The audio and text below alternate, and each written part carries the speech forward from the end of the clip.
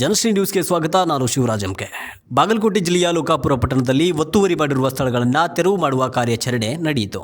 ಈ ವೇಳೆ ಬಸವೇಶ್ವರ ವೃತ್ತದ ಬಳಿ ರಸ್ತೆ ಬದಿಯಲ್ಲಿ ನಿರ್ಮಿಸಲಾಗಿದ್ದ ಅಂಗಡಿಗಳನ್ನು ಜೆಸಿಬಿ ಮೂಲಕ ತೆರವುಗೊಳಿಸಲಾಗಿದ್ದು, ಪಾದಚಾರಿಗಳ ಸಂಚಾರಕ್ಕೆ ಅಡ್ಡಿಯಾಗುತ್ತಿದೆ ಎಂದು ಮುಧೋಳ್ ತಹಶೀಲ್ದಾರ್ ಸೂಚನೆಯ ಮೇರೆಗೆ ಮುಧೋಳ್ ಎಒ ಹಾಗೂ ಪಂಚಾಯತ್ ಅಧಿಕಾರಿಗಳ ನೇತೃತ್ವದಲ್ಲಿ ಈ ಕಾರ್ಯಾಚರಣೆಯನ್ನು ನಡೆಸಲಾಗಿದೆ.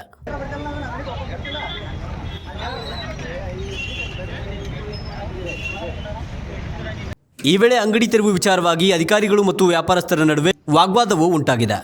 ಯಾವುದೇ ಪೂರ್ವ ಮಾಹಿತಿ ನೀಡದೆ ಏಕಾಏಕಿಯಾಗಿ ಅಂಗಡಿಗಳನ್ನು ತೆರವುಗೊಳಿಸಿರುವುದರಿಂದ ವ್ಯಾಪಾರಿಗಳು ತಮ್ಮ ಆಕ್ರೋಶವನ್ನು ವ್ಯಕ್ತಪಡಿಸಿದ್ದಾರೆ. ಇನ್ನು ಟೆಂಡರ್ ಪ್ರಕ್ರಿಯೆಯಲ್ಲಿ ವ್ಯತ್ಯಾಸವಾಗಿದೆ ಎಂದು ಮಹಿಳೆಯೊಬ್ಬಳು ಆರೋಪಿಸಿ ತಮ್ಮ ಅಳುಲನ್ನು ತೋಡಿಕೊಂಡಿದ್ದಾರೆ.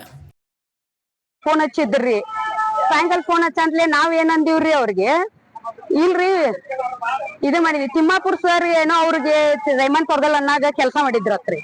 ಅವ್ರ ವೈಯಕ್ತಿಕವಾಗಿ ಅವ್ರು ಯಾರಿಗೆ ಟೆಂಡರ್ ಇಲ್ದ ಏನು ಇಲ್ದ ಅಂಗಡಿ ಜಾಗ ಕೊಟ್ಟಾರ್ರಿ. ಈಗ ನಾವು ಹಿಂದ್ ಅಂಗಡಿ ಹೋಗಿದ್ರಿ, ಅವ್ ಹೋಗೋ ಅಂತಲೇ ನಾವು ಅಂಗಡಿ ಹಾಕೊಂಡಿದ್ದೀವ್ರಿ.